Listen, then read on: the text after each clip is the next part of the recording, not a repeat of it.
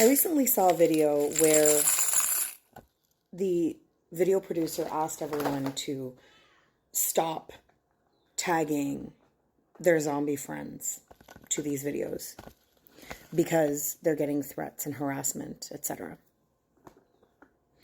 And I've also seen videos talking about the indoctrination and kind of explaining nicely why you can't change those individuals' minds, and saying, they've been indoctrinated.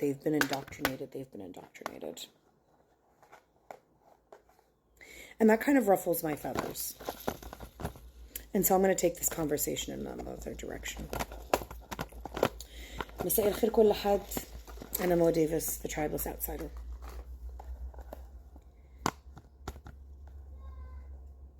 It's been 6 months of this now. Six months. Not 2 weeks. Not 6 days. Not a few hours. Not even a few weeks. Not even a month. It's been 6 months of this. And y'all are still out here trying to humanize Zios. And I have a problem with that. I cannot humanize people who, after 6 months of witnessing the mass, brutal extermination of an entire human population, literally for the sole purpose of land and resource theft, and we're witnessing this, all of us together, and some of us still think it's okay, for whatever indoctrinated reason that they think it's okay. I don't care. I don't care that they're indoctrinated. I don't care. I don't even care how controversial my take is. Because at this point of the day, if I'm still here trying to humanize Philistinis, to humanize Swana people, to humanize any people being in this situation, if I still have to explain to you why they deserve to be humanized, respectfully, there is no way you're human. No way. No way you are human. And here's a big statement that I'm going to make that's also going to ruffle a lot of feathers.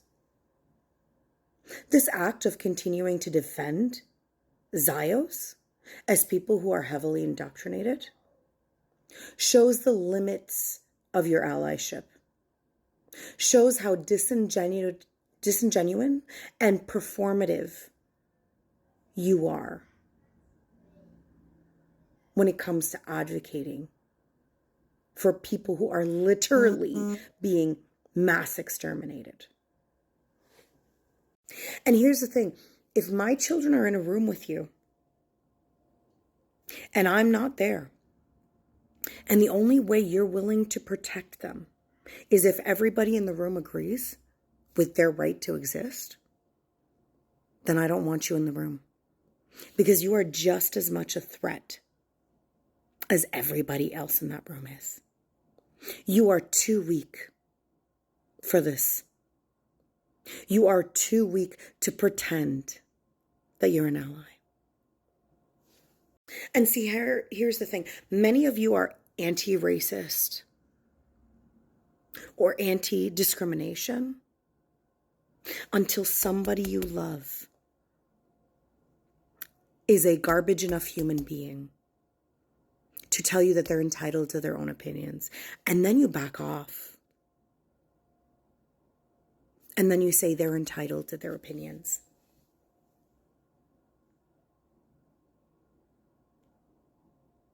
You're not going to get sympathy from me. You're disingenuous. You're performative. You're weak. We marginalized people don't get the option to switch teams because we're the determining factor.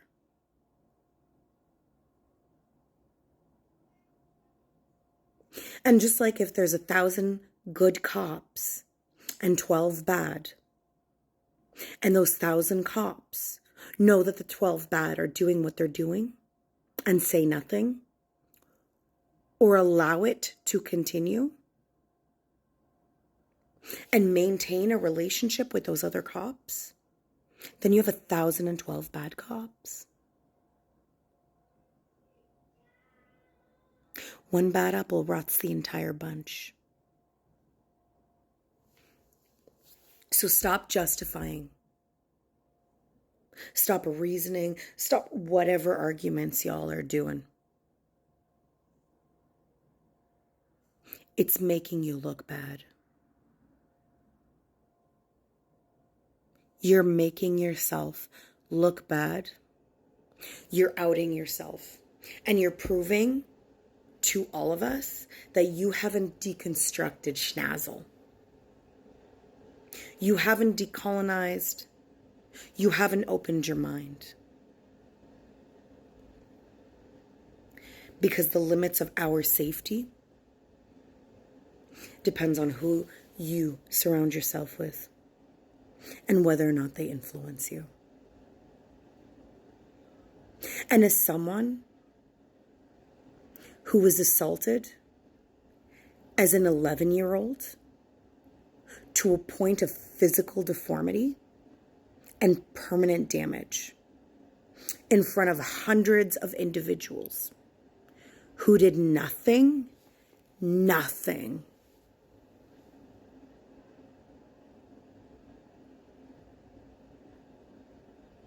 I will never change my point of view.